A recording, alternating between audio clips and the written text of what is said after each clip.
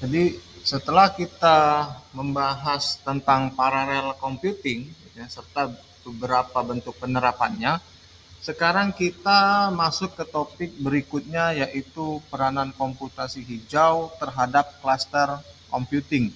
Jadi seperti yang kita ketahui bahwa cluster computing ini menggunakan banyak komputer yang bekerja secara bersamaan untuk menyelesaikan suatu pekerjaan. Nah, cara ini memang sebenarnya lebih efektif ya, kemudian untuk mempercepat proses komputasinya. Nah, namun di beberapa bagian penggunaan banyak komputer artinya itu konsumsi energi listriknya akan menjadi lebih besar. Nah, jika tidak dikelola dengan baik, ya akan terjadi pemborosan energi kemudian serta peningkatan panas pada sistem komputernya. Ya. Nah, ya cluster computing adalah suatu sistem yang terdiri dari perangkat keras dan perangkat lunak yang menggabungkan beberapa komputer dalam satu jaringan. Komputer-komputer tersebut kemudian bekerja sama untuk memproses suatu masalah atau pekerjaan komputasi.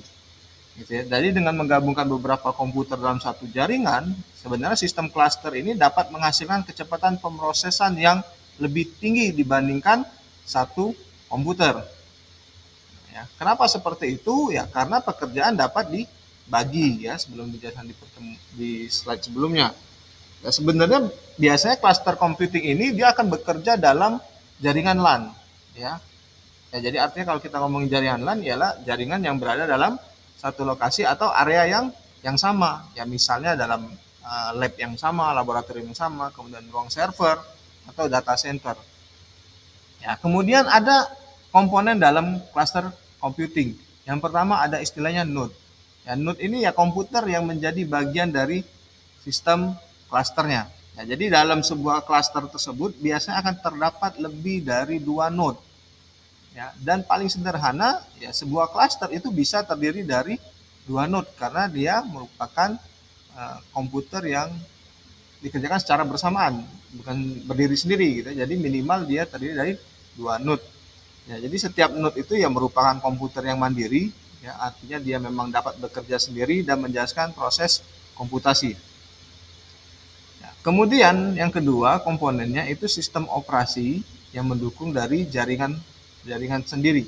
Ya, jadi ada diperlukannya sebuah sistem operasi yang mendukung jaringan komputer agar komputer dalam cluster itu bisa saling terkoneksi dalam hal berkomunikasi. Nah, jadi sistem operasi ini juga memungkinkan setiap node itu untuk saling bertukar data, ya. Kemudian dia bisa berkomunikasi, kemudian juga dia bisa menjalankan proses komputasi secara terkoordinasi. Kemudian komponen berikutnya itu ada namanya cluster middleware. Ya, apa itu cluster middleware? Ya, cluster middleware ialah perangkat lunak yang berfungsi untuk menghubungkan antar node tadi, antar node dalam clusternya. Ya, jadi sebenarnya middleware inilah yang memungkinkan komputer dalam cluster itu bisa bekerja sama. Ya, kemudian dia juga yang mengatur komunikasi antar node-nya.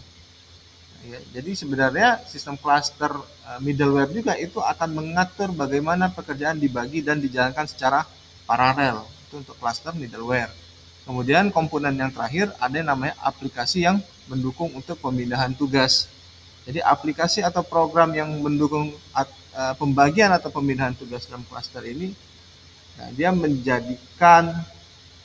mendistribusikan ke node. Ya, jadi dia mendistribusikan ke node yang ada dalam klasternya ya agar dapat diproses secara bersamaan. Nah, jika teman-teman memperhatikan terlihat banyak komputer yang disusun dalam beberapa rak. Jadi komputer-komputer tersebut tidak berdiri sendiri ya, tetapi saling terhubung dalam satu jaringan. Nah, jadi setiap komputer yang ada di rak tersebut ya itu bisa kita sebut dengan node. Gitu ya. Jadi masing-masing node itu akan memiliki prosesor, gitu. Kemudian dia akan memiliki memori dan sistem operasi sendiri. Ya, jadi sehingga sebenarnya setiap komputer itu bisa sebenarnya untuk bekerja secara mandiri. Tapi dalam sistem cluster computing dia dijadikan satu, ya, digabungkan secara bersama-sama. Kenapa? Karena dalam cluster computing karena akan menangani pekerjaan yang besar. Ya.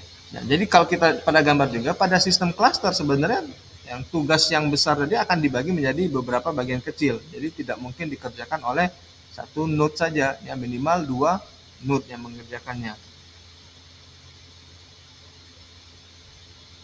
Kemudian middleware, ya middleware ini berperan sebagai penghubung dan pengatur kerjasama antar komputer dalam sistem clusternya.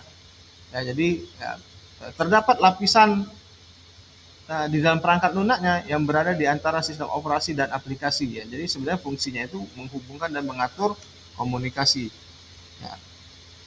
Ya, di dalam middleware sendiri itu terdapat beberapa elemen yang mendukung jalannya sistem. Yang pertama itu security, yang kita tahu bahwa dia untuk melindungi sistem dari akses yang tidak sah dari sisi security. Yang kedua juga elemennya ada yang namanya resource management.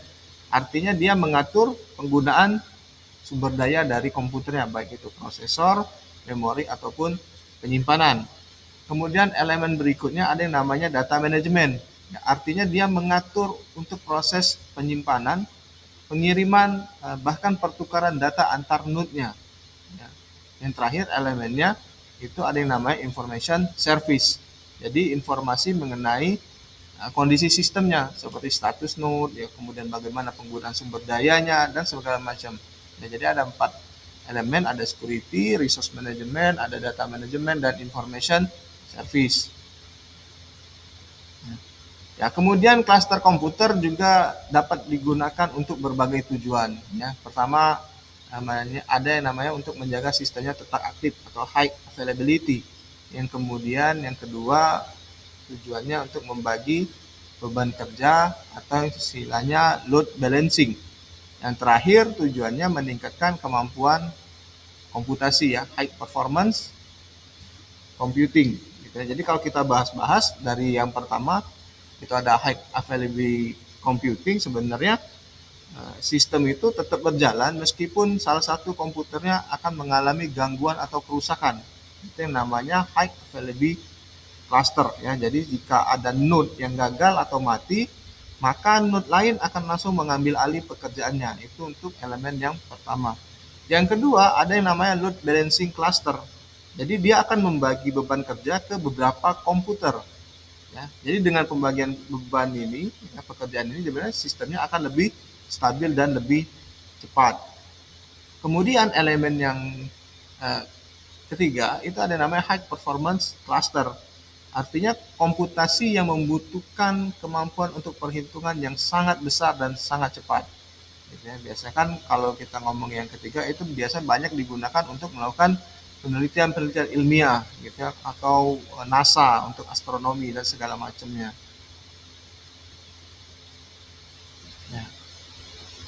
Jadi jenis cluster high availability cluster, gitu ya, high availability cluster atau yang disebut dengan HA cluster, ya. Jadi sebenarnya sistemnya tetap dapat berjalan tadi meski satunya terdapat gangguan. Ya. Jadi cara kerjanya ini sebenarnya cukup sederhana, ya. Sesuai dengan tugas dan fungsinya, ya perangkat lunak atau perangkat kerasnya pada node utama itu mengalami gangguan, maka sistemnya akan memindahkan proses operasional tersebut ke node yang lain. Ya, dengan cara lain sebenarnya dia secara terus-menerus tanpa gangguan yang berarti, gitu. Jadi dia akan tetap terus berjalan. Yaitu untuk yang high availability cluster. Kemudian untuk load balancing, ya, tujuannya apa, ya? Agar tidak hanya satu server saja yang bekerja terlalu berat, ya, supaya dia lebih stabil dan lebih cepat. Ya, sebenarnya di dalam sistem load balancing cluster terdapat beberapa server dan klien yang saling terhubung juga. Ya, jadi ketika ada permintaan atau pekerjaan yang masuk, maka sistem tadi itu akan membagi pekerjaan tersebut ke beberapa node, ya, yang di belakang sistem atau yang namanya istilahnya back end node, gitu ya. Kemudian proses load balancing sebenarnya dia melakukan proses pendistribusian pekerjaan secara merata, ya, ke beberapa node-nya. Kemudian ada istilah yang ketiga itu ada namanya high performance cluster.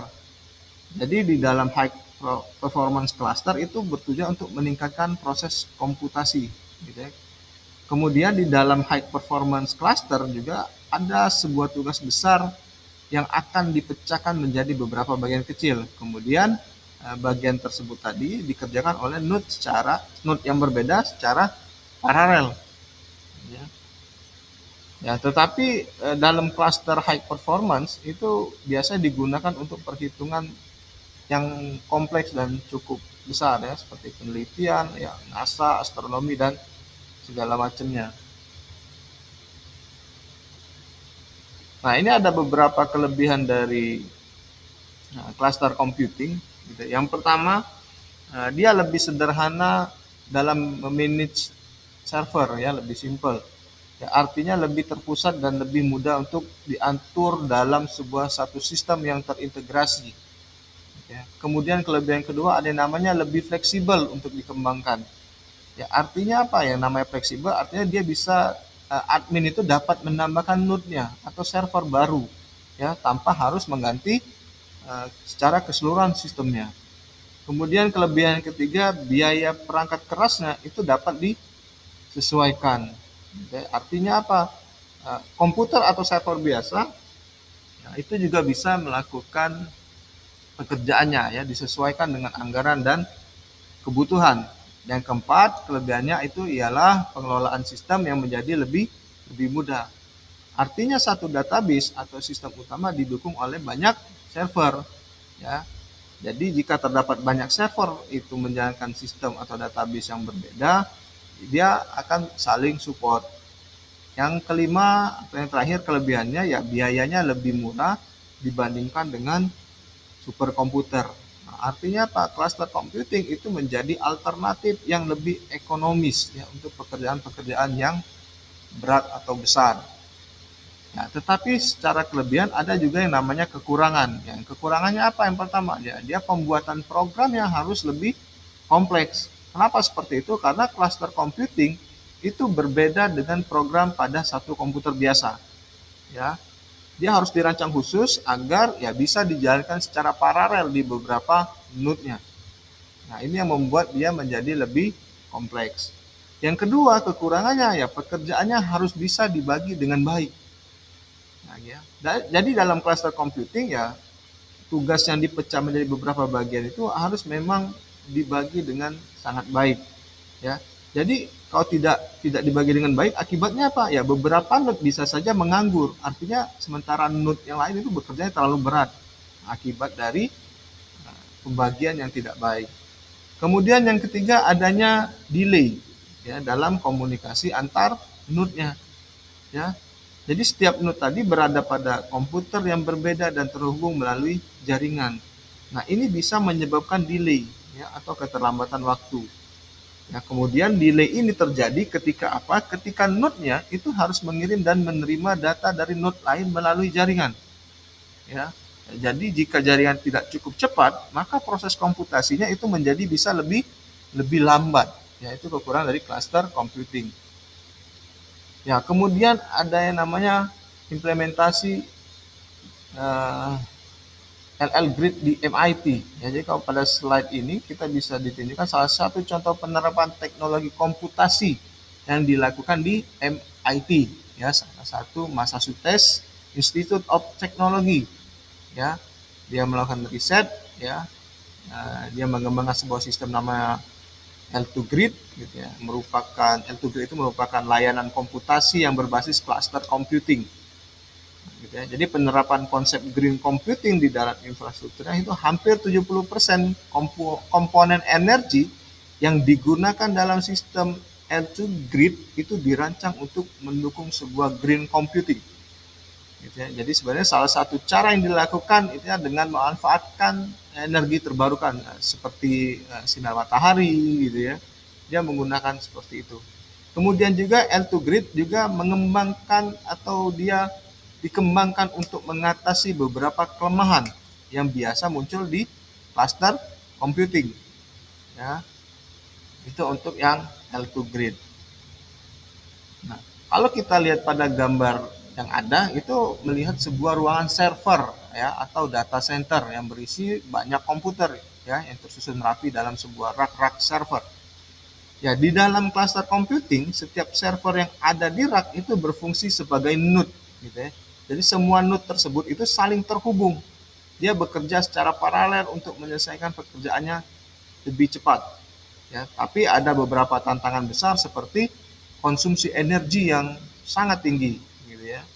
Artinya apa? Banyak server yang berjalan secara bersamaan akan membutuhkan listrik yang besar serta sistem pendingin untuk menjaga suhu perangkatnya tetap stabil.